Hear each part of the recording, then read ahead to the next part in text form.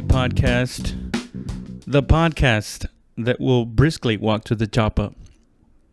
Yeah, there's no video for this, only because I don't want to. With the video takes it takes too much time to. Sorry about that. The video takes too much time to render on the computer, and then it takes long to upload to YouTube as well, and I don't think I'm gonna have another opportunity to do the podcast other than today, because later I gotta go up to Austin and do 2 shows up there. Just to, I don't know, just I haven't been doing that much stand up in the past week and a half. What have I been doing these past couple of months that I haven't been doing the podcast? I've been doing stand up, man. I've been doing stand up, and I've been working on my set. I recorded an album. And I'm going to release it next week. Man, this is so much better without the camera. Because you guys can't see what I'm doing. And you know me, I'm all about privacy. What was I getting at? Oh yeah.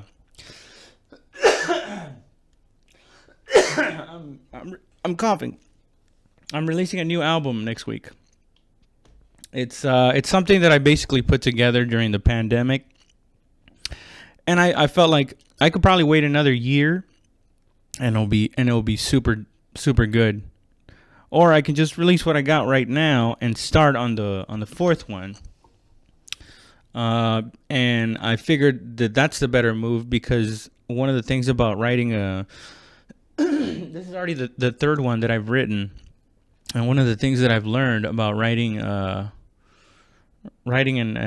album, like an hour. Well, I guess you couldn't even call this an hour. It's 40 minutes.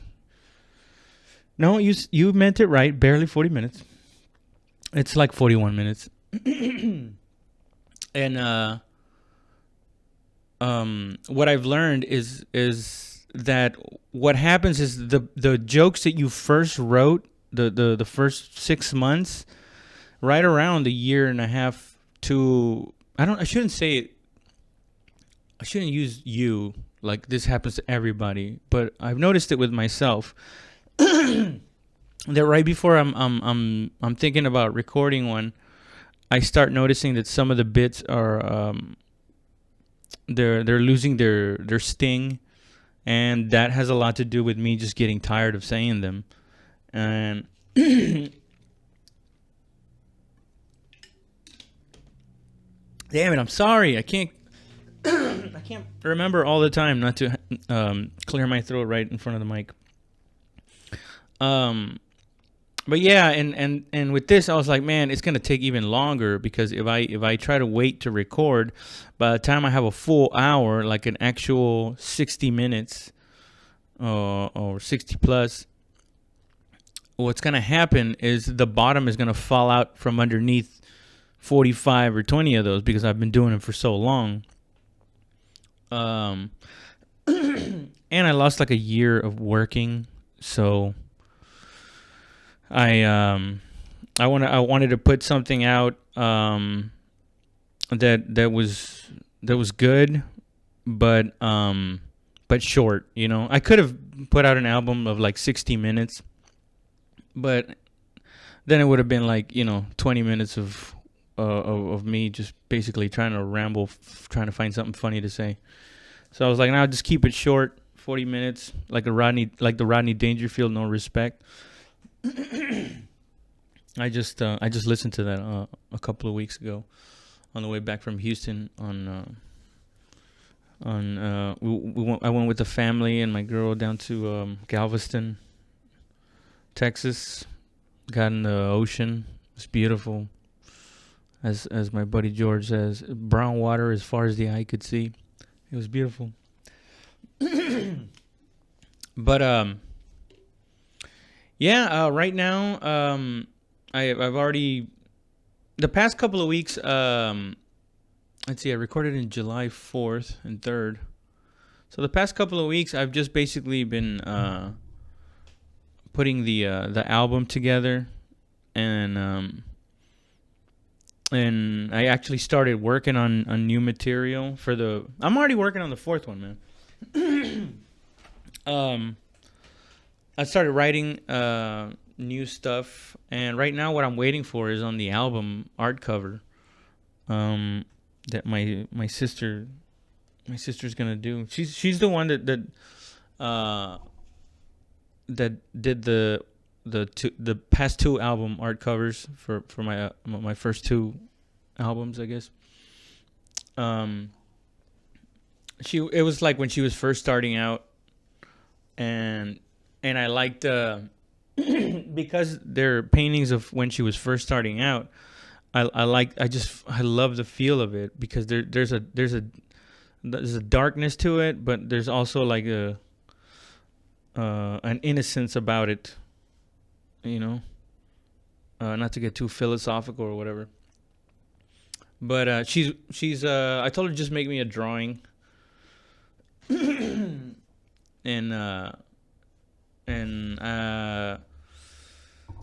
yeah, I'm gonna release it sometime next week. I gotta hit her up and tell her what the fuck's up. When is she gonna give me that shit?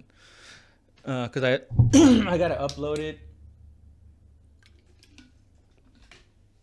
I gotta upload it to DistroKid. Throw that. I don't know how I'm gonna sell the video version if people want to get it. You know, I mean, obviously that's what I'm gonna use to promote the album on YouTube. I mean, I really feel like this fourth one, because I've sort of gotten a system down. I feel like this fourth one is gonna be probably my best one because I feel like I'm getting better at writing, and not in the sense of like I'm writing stronger stuff, because I think I've already showed as strong as I can be. The only difference is how often can you be that strong? You know, there's only so hard you can kill. You know, like you can't. You can improve other parts of your stand up, I guess, but as far as like how hard you can kill it, at some point it deviates into taste. You know, like if the room sounds like people losing their fucking minds and there's a ruckus in there, that's as high as you can go. You can't go any higher. After that, it starts to separate by like taste, right? Like if somebody's really dirty and they're lighting up the room, there might be a person there that's like not that into it. Although, have you ever been to a comedy show where somebody was smashing like that? you can't help it, man. You fucking it's almost just like an energy in the room, and you can't help it. You just start laughing as much as everybody. Oh, this is my mom telling me she fed the dog.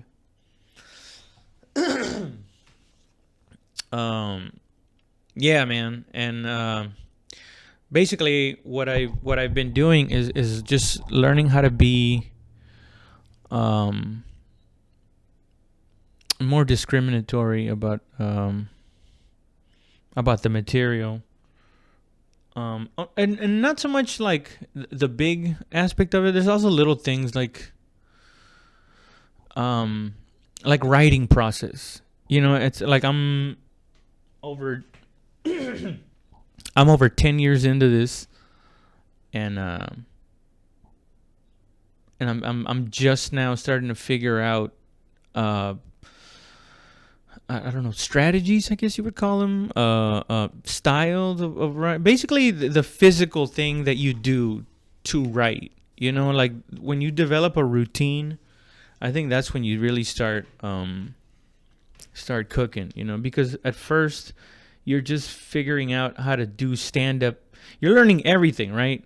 Now it's like I know how how it all works. You know, um, I know how to be up on stage. What matters now is just the material. Where before it'd be like, oh my god, what if there's a bunch of people there? What if there's no people there? Right? So you're thinking of all this stuff that you've never been through before, and once you go through that, then it's like, okay, it doesn't matter. Right now, what the only thing that matters is the material ready.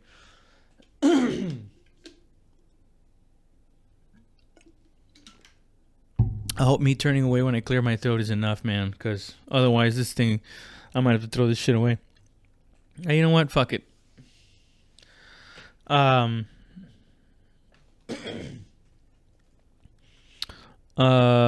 was I getting at? Selling it on iTunes. I think I'm gonna sell it on iTunes. Vimeo. That's how I can sell the video version of the album. You know, I charge like $2 more. And the album, I'm just gonna have to sell that on iTunes.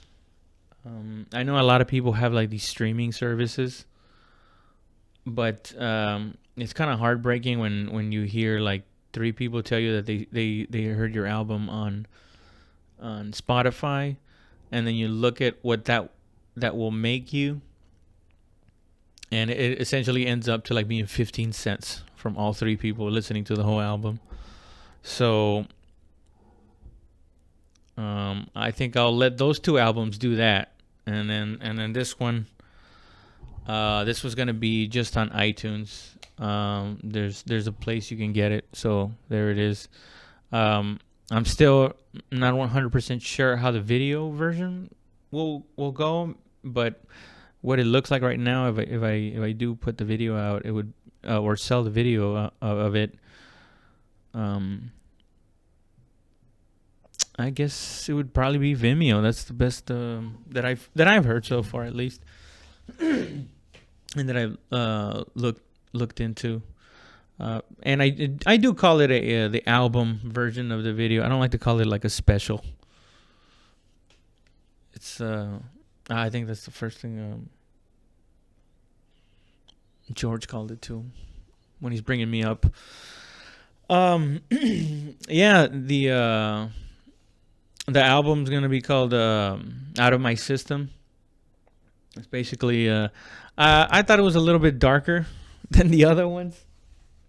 Although I did see somebody one time wrote a comment, and it was like, dude, as soon as he started talking about kicking animals, I was like, I gotta get out of here.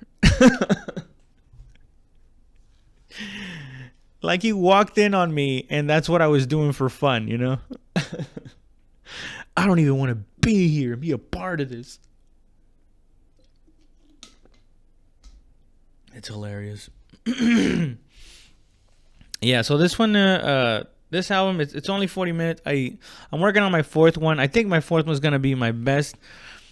I'm still gonna be me. I still say mean shit, you know. There's always somebody that's gonna get mad. In fact, I think every album has always had somebody tell me that they were offended by something, which is nice. I like to hear that, because for when I first started, everybody kept telling me that I was such. They were telling me don't cuss, because the things you're talking about, they're not that. Because I had like a very like a Mitch Hedberg, Rodney Dangerfield one-liner type of guy, you know. Like I was silly, but I was more like Rodney Dangerfield. I wasn't as creative as what's his dick, Mitch Hedberg.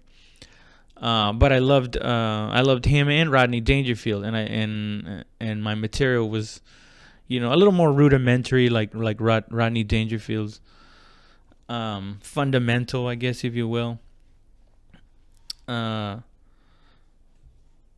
where was I getting at with that fucking story?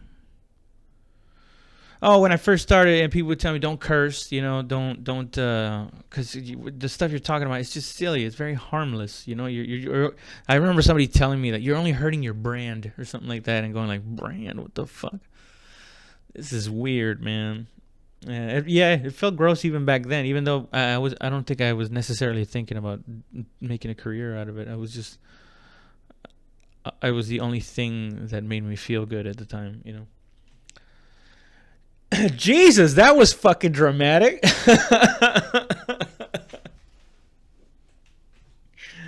Oh no. But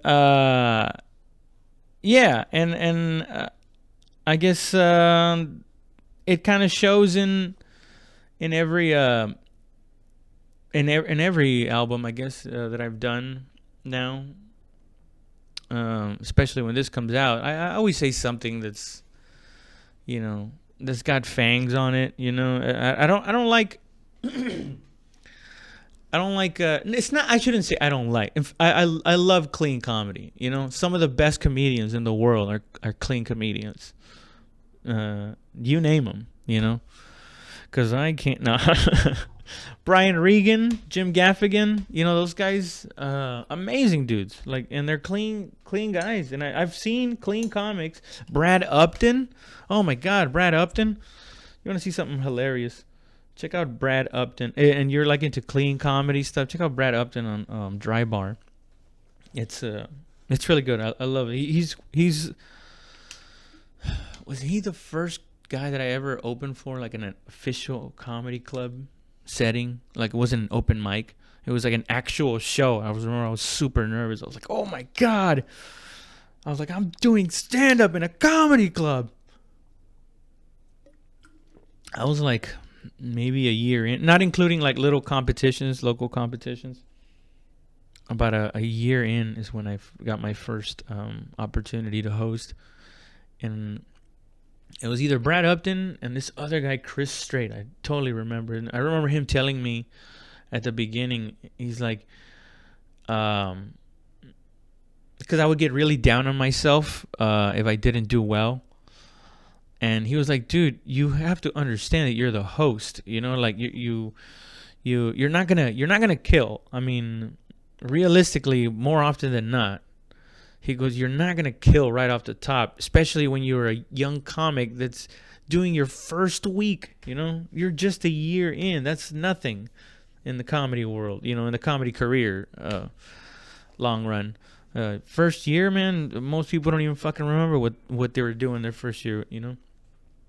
But he was telling me, it's like, dude, somebody as inexperienced as you, you're not gonna kill every time, so don't feel bad. And he kept telling me, you have to remember that you're likable, dude. He goes, sometimes the audience isn't laughing, but they like you, and that's more important as a host. They need to like you. They don't need you to be the host that comes out like, what's up, you pieces of shit, right? With fucking cigarette, a cocktail in the other hand. What's going on? Look at these pair of tits over here. You can't come out rock and roll when you're a host. You got to come out like. And by the way, I'm not saying that that's what I was doing. What he was getting at was just you're not supposed to go up. You're not gonna be the supers. But I just wanted to kill every time I went up there. More than anything, because I was really insecure and I just needed to feel validated somehow. And when I got that, it was like being validated and doing a drug at the same time. It's like you're doing a rail of coke as people cheer you on. When you hear laughter, it gives you a fucking high. It gives you a high, and you feel it in your chest when you hear 100 or 200, damn near 400 people laugh at the same time, especially in an enclosed room where everything's packed in. God damn it, you feel it in your chest, man. You feel it in your chest, and when you get off stage, that's why a lot of guys go outside and smoke a cigarette. I know I have to. It's because I'm so fucking amped up. Sometimes my hand will be shaking. No, I shouldn't say that. I said twice my hand was shaking a little bit, but it's not something that happens all the time. I think I need to go to the doctor and get that checked. No, it's exciting, man. So yeah, I don't even know where I was going with that. I'm fucking lost, dude. No, yeah, I'm gonna sell the albums. I think, yeah, I think I'm gonna, 11.99, 12.99 video, and iTunes it'll be 9.99. Like it's 40 minutes. Like you're buying an indie rock album. Only you're gonna, instead of crying, you'll be laughing. Right? Well, yeah, they're like 40 minutes. I have a couple. What the generationals, and what's the other motherfucker? Born Ruffians. God damn it, I love those two bands. I've and of course, probably all-time favorite, like On an Island, with whose catalog would you take? Red Hot Chili Peppers, of course.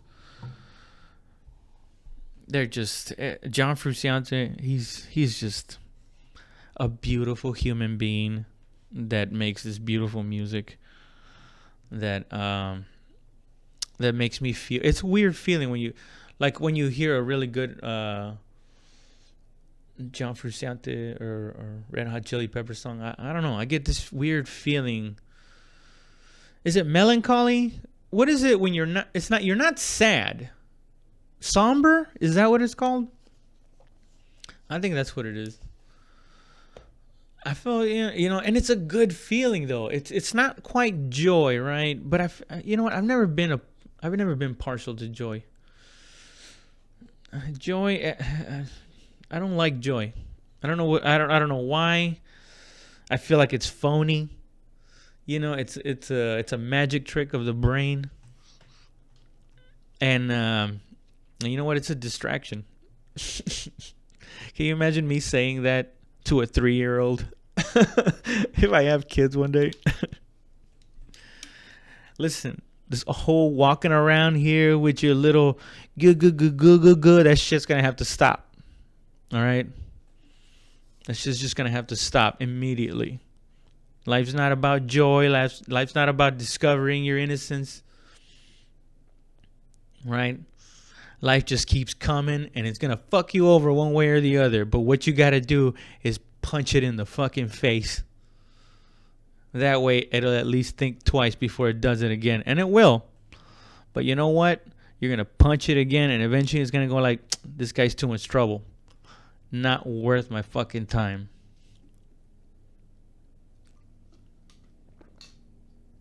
That's not true. Love conquers everything. Everybody knows that. Love conquers everything. Can't fight hate with hate. All right. That's why you can't hate people like Trump. I don't like Trump as a person, but I'm not gonna hate the guy. It's just, if you keep hatred in your heart. I don't like Biden either, but I'm also not gonna hate him. And be like, fuck Biden, piece of shit. It's just like, God damn it, these two buffoons. Hopefully they don't ruin the country before I make a couple of bucks. I hope these two idiots don't ruin the country before I get a couple of gold chains around my neck. That's what I'm going to do. What are you going to do with the album money, Ro? First thing I'm going to do is I'm going to buy a gold chain. And then you know what the second thing I'm going to do is? I'm going to buy a second gold chain that goes a little bit lower than the other one, but leaves just enough room for the piece on the first one. No, I don't know, man. I guess be responsible, Fix some things around the house. Fix some things in the car. Yeah, it's gonna be good. I want to keep this short. I don't want to do it too long because then I have to do more editing and split it up and all that bullshit. For the app, for Anchor, doesn't you can't put the whole episode in. You gotta cut up into pieces. Anyway, like I said, I'm working on the fourth album already. I just had my first writing session the other day, and yeah, it was garbage. Nothing good came out. But that's how it goes. Writing a new hour is fucking hard, dude. You have to. But now I got a system. You see, now I got a system, and I think it's gonna go a lot better this time. I think I'm gonna produce the next album faster, and it's gonna be longer and better. You know, and hopefully it'll be in a packed place. This one, the Velveeta Room, that was it was not packed. But I'm so glad for the people that went because they were so nice, and there was a few people that said that they've been following my stuff and they wanted to go check it out, a live show. And one of the couples that I was talking to, they brought their other two friends, these other two dudes, and like we didn't even tell them about your stuff that's already on YouTube, you know, because we thought we thought you were gonna do that material, and we didn't want to ruin it for them. And then he was like, but I'm so glad that you had new material and everything, so we were able to enjoy it too. It was cool. I never thought about it like that. That some people they see the show and they know the punchlines and all that stuff, but they want to take somebody out to go see it too, you know, because something about watching something that you love. I guess that's why those reaction videos are so popular. Like, you ever see a person react to like a comedian or even better, like a singer that you like, and then you're like scrolling through the YouTube and it goes, orchestra master listens to Slob on My Knob for the first time, or, you know, not well, maybe not that drastic, but listens to orchestra, a composer listens to I don't know, Dr. Dre, you know, still. And you're like, oh my God, I wonder if he's gonna love it as much as I love it. And then you see it and you're like, and I have something in common with an orchestra composer or opera composer. I don't know what I'm talking about. Let's see. Yeah, and I think it's gonna be in the long run. I think this album is probably gonna be my best one because I mean, I'm home. I'm with my girlfriend. I'm next to my family. My sister moved back into town. All my friends are here. There's some cool shit happening just an hour away from here in Austin. So, I mean, shit, tonight I'm going to go down there. Do a couple of showcases just to fuck around, work on some stuff, you know, see what comes out. You know, say some old stuff to get people having a good time, and then just, you know, try out a new bit or two. See if I can start working on the first couple of jokes already. I'm very excited, man. I'm very excited about what's coming up ahead. Like I said, this album is gonna be coming out next week. What I'm gonna do is I'm gonna put out a how do you call it? Like a little promo, a little trailer. I don't know if I should do it a couple of days before. Oh no, I couldn't, right? Because I would be yeah. Either way, next week, I'm gonna give people a heads up when the album is out. It's certainly not gonna be out any time after August 1st. Like by August 1st for sure, but I wanted the 26th or 25th, next Monday. I wanted to see if I could do it next Monday, but I don't think that's going to be able to happen because my sister hasn't hit me up about finishing the art cover. That's the wrong app. I was looking at pictures. Yeah, I wanted to release it on like the 26th, but I might end up having to release it on the, I don't know, 29th. Psycho Killer.